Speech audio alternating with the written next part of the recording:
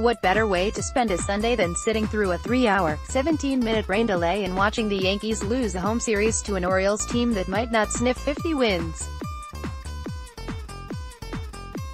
Just a terrible series all around.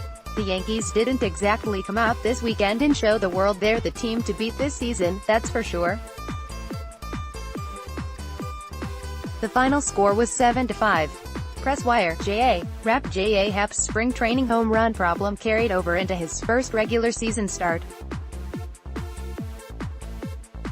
Happ allowed 6 home runs in his 11.1 Grapefruit League innings, and it took him only 4 batters to allow his first regular season homer. Following the trade last season, Happ allowed 10 homers in 63.2 innings for a 1.41 HRapp, 12.2% HRapp, which ain't good. He managed a 2.69 ERA in those 63.2 innings overall thanks to a 89.7% strand rate that, spoiler alert, he almost certainly will not repeat. Baltimore's 3-run first-inning rally started with a Dwight Smith Jr. double into the right center field gap. It was a 92-mile-per-hour fastball right out over the plate in a 1-2-1 count. The next batter, Trey Mancini, hit a weak grounder to third base for his 4th infield single of the series. That's just bad luck. Giving Renato Nunez a 93-mile-per-hour fastball here is not bad luck though. That's bad execution, especially in a 2-strike count. A lifeless 4-seamer right down Broadway deserves to be hit into the left field bleachers. Even bad hitters can hit that pitch a long way, and Nunez isn't too far removed from being a grade B prospect, so he might be in the process of becoming. The 3-run blast gave the Orioles a kick lead, and, for good measure, Chris Davis made the inning's final out on a ball hit here. Happ surrendered another home run in the 3rd inning, that one to Mancini on an inside fastball. Not a terrible location. Mancini deserves some credit for getting around on that pitch and driving it out to center field. Still, that's another home run. 8 and 13.2 innings in 2019 up to that point, including spring training. I suppose the good news is Happ settled down to retire 10 of the final 13 batters he faced. The bad news is he needed 75 pitches to get through 4 innings against the Orioles. The 2019 Orioles. 2 different sites tell me Happ generated 10 swing and misses with those 75 pitches, and that's 10 more than I would have guessed. Some other numbers: 4-seamers, 43, 91.1 miles per hour average and 93.3 miles per hour max, slider, 20 changeups, 11 2-seamers, 1 few more sliders than usual, though I suspect that has to do with the Orioles having 3 lefty batters in the lineup than Happ consciously scaling back on his fastball usage. We'll see going forward.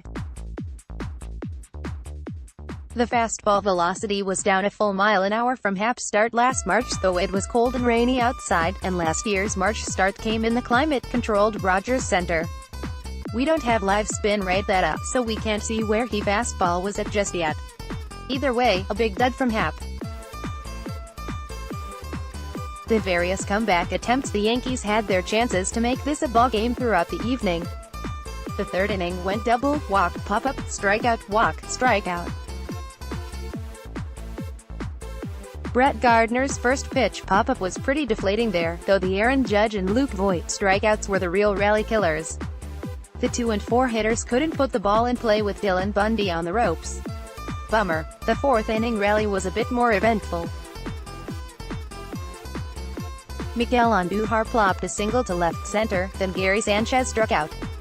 Greg Bird worked a walk, then Gleyber Torres struck out. Sanchez went from up 3-0 in the count to a strikeout, and Torres swung through a pitch way up and out of the zone. 4 at-bats, those were. DJ LeMahieu followed with an 8-pitch walk to load the bases and end Bundy's day. He walked 5, struck out 7, and threw 93 pitches in 3.2 innings. I'm quoting myself. Bundy made 2 starts against the Yankees last year and allowed 9 runs in 9 innings.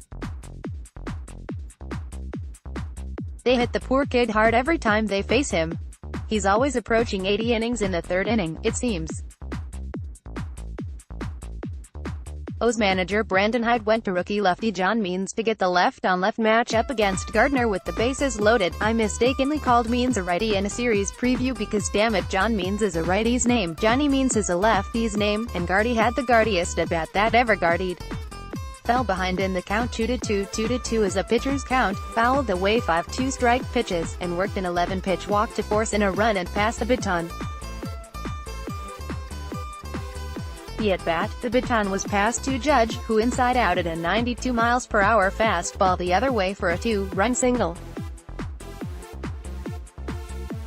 From my perspective, it looked like it was heading right to Mancini in right field. Fortunately it kept slicing and dunked in. Giancarlo Stanton struck out on 3 pitches as the next batter went the inning. Based on his swings, they were the first 3 changeups Stanton seen in his career. Means didn't even throw a fastball to set them up. Good grief. Means struck out Judge and Stanton with 2 runners on base to end the 6th inning. Then, in the 8th, Michael Givens struck out Judge with 2 runners on base and got Boyd to ground out with the bases loaded. The 2-3-4 hitters, 2. Aaron Judge, 1 for 5, 2 RBI, 4 K3. Giancarlo Stanton, 0-2, 3 BB, 2 K4. Voit, 1-5, 1 K. The 3 middle-of-the-order guys going 2 for 12.167, with 2 singles and 7 strikeouts won't win you many games. The Yankees got the right guys to the plate in the right spots. They just didn't get the results. There will be plenty of days those 3 put the Yankees on their backs and carry them to a win. This was not one of those days. Also, that means changeup. He threw it 37 times, the Yankees swung 23 times, and they missed 12 times. Oof. Unnecessary insurance runs. Luis Cessa allowed a pretty dumb insurance run in the 5th inning. Jonathan VR beat out an infield single. Andujar made a real nice grab going to his right and hung on to the ball, unlike opening day. Then Sanchez short-hopped to throw to second on the steal attempt for his 2nd error in as many days, allowing VR to go to 3rd. And, because the Yankees were compelled to bring their infield in the 5th inning against the 2019 Orioles, Smith's soft line drive was over Glaber's head at shortstop rather than at his chest. Grown. Cessa and Stephen Tarpley combined to allow 2 insurance runs in the 8th. Cessa walked Nunez with 1 out and Tarpley gave up a short porch 2-run home run to Joey Rickard. 2 things here. 1, I know it's Joey Rickard, but first base was open with 2 outs and the left-handed hitting, and extremely bad. Chris Davis was on deck. Why not put Rickard on and pitch to Davis? To be fair, Tarpley walked Davis on 4 pitches as the next batter, so maybe it wouldn't have mattered. And 2, why was Tarpley even in the game in the first place? The Yankees were down 1 at the time. Zach Britton warmed up earlier in the game and Chad Green warmed up later, so obviously they were available, and at some point the thought crossed Aaron Boone's mind that using one of his top relievers to keep the game close was worthwhile. I get that you can't use your top arms every single game, but man, manage to win when you're down 1 run. Also, don't give up homers to Joey Rickard. Maybe. Presswire. Leftovers. Tommy Kahnle's 9th inning. Walk, strikeout, grounder to first, force out at home, strikeout. We call that a bad Dellin and good Dellin in the same inning outing. Statcast says Kahnle averaged 96.7 miles per hour with his fastball and topped out at 98.3 miles per hour. Last year he averaged 95.5 miles per hour and did not throw a pitch above 96.9 miles per hour. Seeing that velocity from Kahnle on cold night this early in the season is good news, all things considered. The Yankees did bring the winning run to the plate in the 9th inning. I have no idea why Hyde pushed Givens, their best remaining trade chip, to 1.2 innings and 49 pitches, on the 2nd day of back-to-back days on March 31st, but he did. LeMahieu singled in a run to get the Yankees to win 7-5, then pinch hitter Troy Tulowitzki struck out against lefty Paul Friedwend mercifully. I know he hit a homer the other day, but Tulowitzki coming off the bench cold there is pretty much the last guy the first want at the plate in that spot. Shrugs. 17 base runners and only 5 runs in 9 innings is pretty bad. The first part is good. Give me all the base runners. The second part is bad, the only 5 runs. Annoying. In the 3-game series, the Yankees drew 8, 6, and 8 walks in the 3 games. Man, it is going to be a long summer in Baltimore. At least they'll have this series to hang their hats on. Box score, WPA graph. Here is the loss probability graph. Source, Fangraphs. Up next, Game 4 and Series 2. The Tigers are coming to the Bronx next for a 3-game set.